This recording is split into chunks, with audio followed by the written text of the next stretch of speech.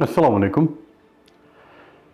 Бүгін біз уада қылғандайлы ислам динinin башатындағы алғашқы қадамдар жөнінде сөз қыламыз. Бұл керемет қадамдар. Ар бір даватшының баштай тұрғаны мына ушул сабақтардан башталса керек. Мына ушул сабақтарға өңіліп, көңіл бұру керек, изилдеу керек. Эмнеден башталды? Эмне болгон кубулуш бул? Жана bunun өзүнө жараша кандай мыйзам ченемдүүлүктөрү бар? Аяғына чейин көрөлү, изилдейлі.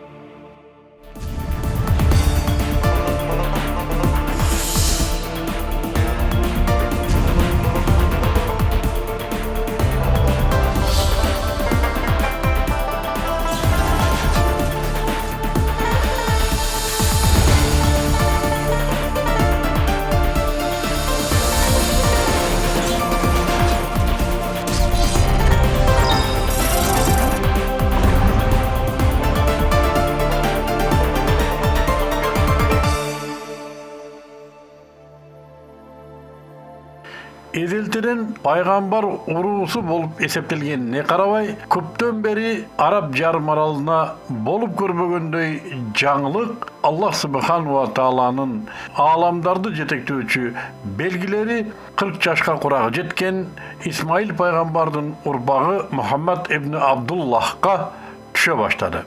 Бирок бул белгилердин жаратуучудан экенин, анын чыныгы туура жол экендигин аңдоо түшүнүү алгач оңойго турган жок. Пайгамбарыбыз саллаллаху алейхи вассалам коркту, корунду, этияттанды. Канткенде да бул али адам затына белгисиз болгон кубулуш эле. Пайгамбарыбыз саллаллаху алейхи вассалам мындан көрө менин өлүп тынганым оң деп кайрадан боюн таштоо үчүн Хира тоосуна көтөрүлүп кетет. Жолда баратканда бир кезде кыйырда "Я Мухаммад" деген үн дугат. Караса кыйырда Жибрил алейхиссалам турган болот. "Я Мухаммад, сен пайгамбарсың, мен Жибрилмин" дейт. Пайгамбар саллаллаху алейхи вассалам каяка бурулса, бурулган тарагында "Я Мухаммад, сен пайгамбарсың, мен Жибрилмин" дейт.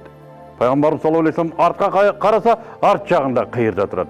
"Я Мухаммад, сен пайгамбарсың, мен Жибрилмин" дейт. Пайгамбар саллаллаху алейхи вассалам бул көрүнүшкө алаксып бир канча убакыт туруп калат. Бир окумда үйүнө кайтат. Бул кезде Хадича энебиз Пайгамбар саллаллаху алейхи вассаламдын акыбалынан кабатыр болуп, Меккеге чейин адам жөнөтүп издетет. Пайгамбар саллаллаху алейхи вассалам үйүнө кирип, Хадича энебиздин алдына отурат. Шонда Хадича энебиз кабатыр болгонунан "Я Мухаммад саллаллаху алейхи вассалам, сени издетип Меккеге чейин адам жүгүрттүм, каякта жүрдүң" дейт. Пайгамбар саллаллаху алейхи вассалам жубайына болгон окуянын баарын айтып берет. Хадича энебиз кубанганынан "Я Мухаммад саллаллаху алейхи вассалам, жаным колунда болгон Аллахка ант, сен чындап эле бул элдин пайгамбары окшойсуң" дейт да кубанган бойдон абасы Варакага дагы бир жолу тактоо үчүн чуркап кетет.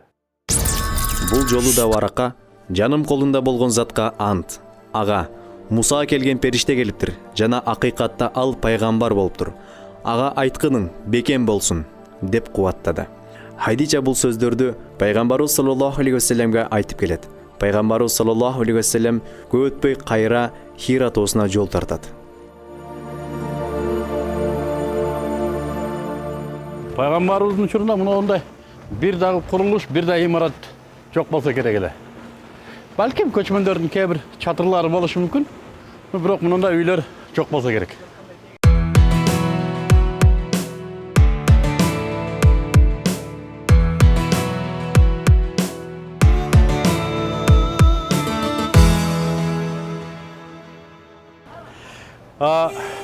Байкаган адамга бул Хира тоосу биздин Ошто эле Сулайман тоого окшош экен.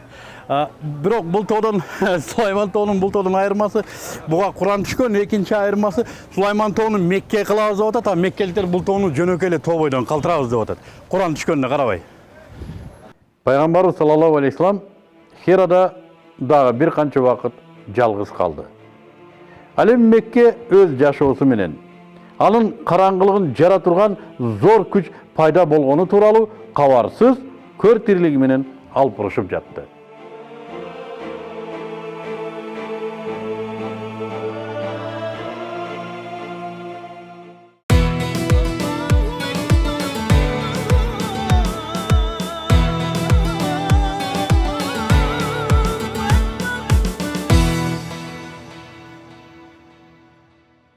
Ошентип пайгамбарыбыз саллаллаху алейхи вассаламдын Хира тоосундагы отуруу убактысы бүткөндөн кийин ал Мекке шаарын көздөй бет алат жана Меккеге жетери менен Варака ибн Нуфалга жолугат.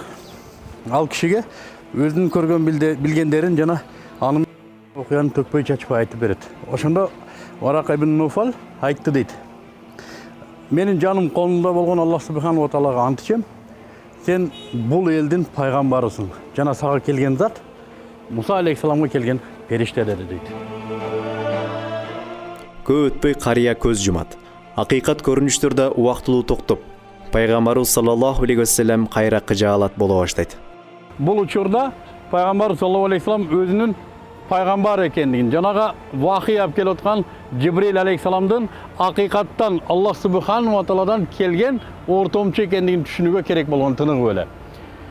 Жана пайгамбар саллаллаху алейхи вассалам бир канча убакыт өткөндөн кийин руханий жана өзүнүн жүрөгүндөгү акыбалы менен кайрадан вахийлерди кабыл алууга даяр болду жана ошондон соң гана Жибрил алейхисалам экинчи жолу пайгамбарыбызга келди.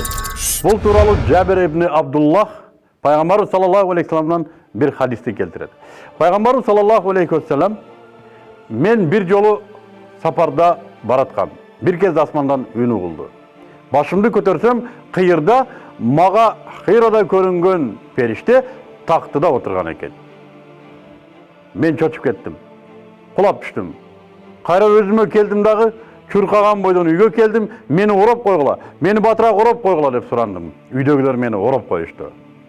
Bir кезде Аллахтан ey чүмкөнгөн тур жана Раббыңды улукта деген аят түштү. Мына ошондон баштап аяттар биринин артынан бири түшө баштады деп эскерет пайгамбарыбыз саллаллаху алейхи вассалам. يا أيها المدثر قم فأنذر وربك فكبر Аллаху акбар. Аллаху акбар. Аллах улуу. Кандай бир кулакты кубандырган ритм, кандай бир жөнөкөйлүктүн туу чокусу жана татаалдыктын жөнөкөйлүгү. Бул татаалдыктагы жөнөкөйлүк жана жөнөкөйлүктөгү татаалдык уккан адамдарды толкундатып, ташкындатып, дүйнө жүзүн оодарчу күчкө ээ болору келечекте маалым болот.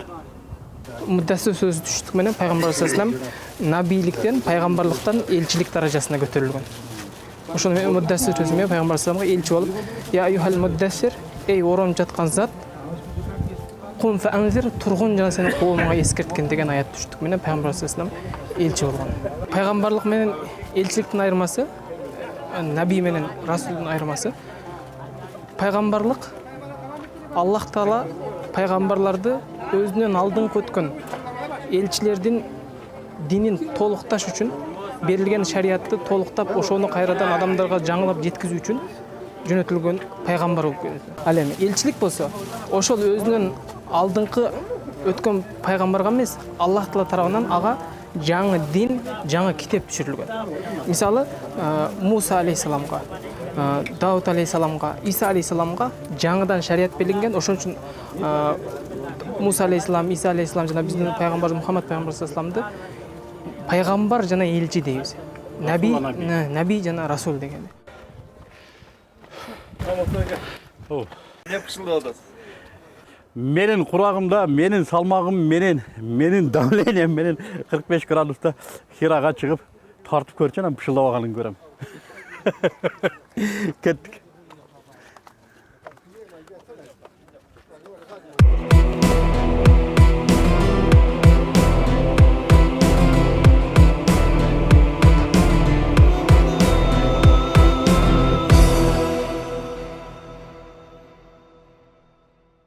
Мына ушундай. Биз сиздер менен берилген убакыттын ичинде ислам дининин башталышындагы, башатындагы алгачкы кадамдар жөнүндө сөз кылдык. Муну үйрөнүүбүз керек. Муну ислам динин жеткирем деген адамдын ислам динин жеткирүүнү үйрөнүүдөгү негизги сабактарынын бири болот деп ишенем. Өтө көп үйрөнө турган кубулуштар бар. Өз алдынча сөзсүз изилдөөнүздөр керек. Эмки көрсөтүүдө Кудай буйрса биз ислам дининдеги ачык чакыруу жана ислам дининин башатындагы бул эмне болгон кубулуш жана буга кандай мыйзам ченемдүүлүктөр турду, ушул жөнүндө сөз кылабыз. Биздин каналга жазылыңыздар, лайк басыңыздар, башкаларга да жеткирүүгө жардам бериңиздер.